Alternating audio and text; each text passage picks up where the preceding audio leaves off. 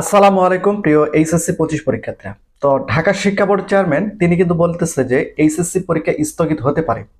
এখন স্থগিত কিসের জন্য হবে সেটা কিন্তু এই ভিডিওর মাধ্যমে বিস্তারিত জানাবো। আর এটা কিন্তু একটা নিউজ কভার করছে, ইন্ডিপেন্ডেন্ট নিউজ, তারা কিন্তু এই নিউজটি কভার করছে। আমি তোমাদের টোটালি এই ভিডিওর মাধ্যমে দেখাবো শিক্ষা বোর্ড চেয়ারম্যান তিনি কি বলেছেন বা কেন তিনি স্থগিত কথা উল্লেখ করছেন সেটা কিন্তু এই ভিডিওর মাধ্যমে জানতে পারবেন। এই ভিডিওটি তৈরি করার উদ্দেশ্য হচ্ছে যে এখন বর্তমানে এই নিউজটা নিয়ে অনেক ইউটিউব চ্যানেল থেকে বিভ্রান্তিকর তথ্য ছড়িয়ে দিবে, অনেক ফেক নিউজ ছড়িয়ে দিবে। আমরা চাই যে তোমরা সঠিক তথ্যটা জানো, কেন স্থগিত কথা উল্লেখ করলো বা কি কারণে স্থগিত হতে পারে সেটা কিন্তু তোমরা এই ভিডিওর মাধ্যমে জানতে পারবে। তোমাদের এইচএসসি 25 পরীক্ষার সকল প্রকার আপডেট কিন্তু এই চ্যানেলের মাধ্যমে তোমাদের জানিয়ে দেওয়া হবে। তোমরা যদি চ্যানেলটিকে সাবস্ক্রাইব করে না রাখো অবশ্যই চ্যানেলটিকে সাবস্ক্রাইব করে রাখো। তো তোমরা যদি সাইডে স্ক্রিনে একটু লক্ষ্য করো তাহলে তোমরা দেখতে পাবে, আমি যদি তোমাদের একটু দেখাই।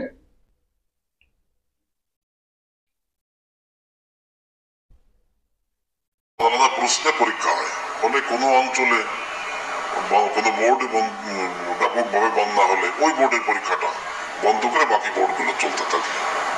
ইভেন একটা বোর্ডের কোনো অঞ্চলে বন্যা হলে সেই অঞ্চলটা অফ রেখে বাকিগুলোও চলতে থাকে, পরবর্তীতে তাদের জন্য নতুন প্রশ্নে পরীক্ষার ব্যবস্থা করা হয়। তোমরা দেখতে পারলে যে ঢাকা শিক্ষা বোর্ডের চেয়ারম্যান তিনি কিন্তু বললো যে যদি কোনো অঞ্চলে প্রাকৃতিক দুর্যোগ সৃষ্টি হয়, বন্যা বা ঘূর্ণিঝড় এমন কোনো প্রাকৃতিক সৃষ্টি হয়, সেক্ষেত্রে ওই অঞ্চলে শুধুমাত্র পরীক্ষাটা স্থগিত থাকবে। এখন দেখা গেল যে Rajshahi board, Dinajpur board, Mymensingh board, Dhaka board, Sylhet board, Comilla board, Jessore board, মাদ্রাসা বোর্ড, কারিগরি বোর্ড, যে কোনো বোর্ডের অধীনে যদি কখনো বৃষ্টি হয় বা দেখা গেল যে ঝড় বা বন্যা, বৃষ্টি, প্রাকৃতিক যে কোনো দুর্যোগ আসার কারণে পরীক্ষা দেওয়ার প্রস্তুতি নেই বা সমস্যা হচ্ছে, সেক্ষেত্রে ওই বোর্ডের পরীক্ষা স্থগিত থাকতে পারে। অথবা দেখা গেল যে কোনো একটা অঞ্চলে প্রাকৃতিক দুর্যোগের কারণে পরীক্ষা না যাচ্ছে না, সেক্ষেত্রে শুধুমাত্র ওই অঞ্চলে কিন্তু পরীক্ষাটা স্থগিত থাকবে এবং পরবর্তীতে তাদের নতুন নতুন প্রশ্নপত্রের মাধ্যমে পরীক্ষা নেওয়া হবে।